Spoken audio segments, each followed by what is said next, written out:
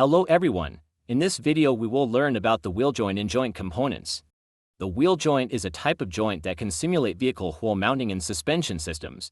This joint allows one object to rotate around a fixed axis on another object, while also being able to spring back along the axial direction.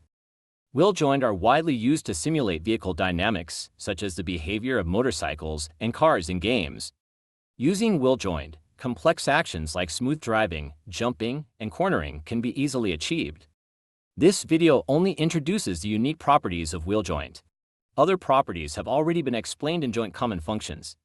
The unique properties of this joint are enable motor, angle, and enable limit. After checking enable motor, there are two related properties, motor speed and max motor torque. Max motor torque usually adopts the default value, while motor speed directly affects the rotation speed.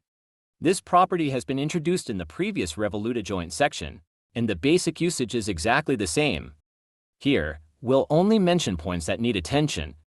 Wheel joints are generally applied to simulate vehicles, so usually multiple wheels will be connected to the same vehicle body rigid body. Generally, when designing, at least one wheel should have the motor enabled to simulate the vehicle's driving force, but not all wheels need to have motors enabled. Of course, all-wheel drive, that is, enable motor for all wheels, is also allowed. For example, for this rear-wheel drive car, set the motor speed of the rear wheels to 10 and don't enable motors for the front wheels. Run it, and you can see the effect of rear-wheel drive. If the speed is set to a negative value, it will be a reverse effect. Angle is a value used to define the direction of elastic movement simulating suspension, that is, in which direction the wheel can compress and extend like a spring. For example, 0 degrees is along the x-axis to the right, 90 degrees is along the y-axis downward. Angle is generally used in conjunction with enable limit. Angle it only defines the spring direction of suspension simulation. After checking enable limit, it defines the range of movement in this direction.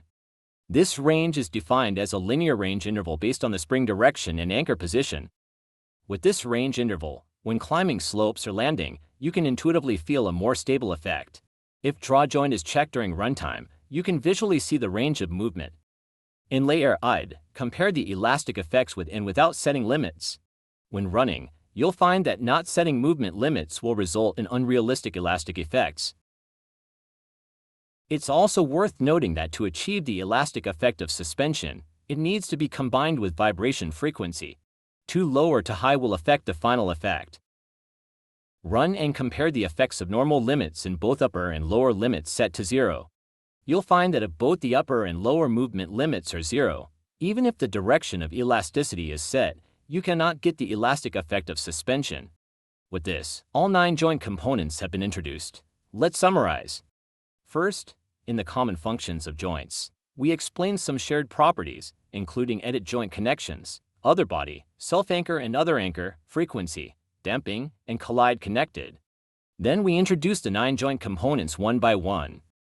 For the stanza joint, we focused on the properties of length, min length and max length. For mouse joint, the anchor is more special, so we explained it again, and also explained the setting of max force.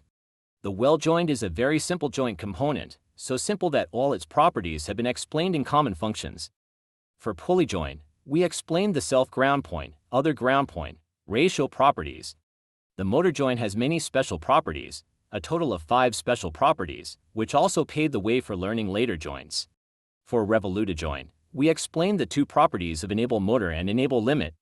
For prismatic joint, we learned how to set angle, enable motor and enable limit.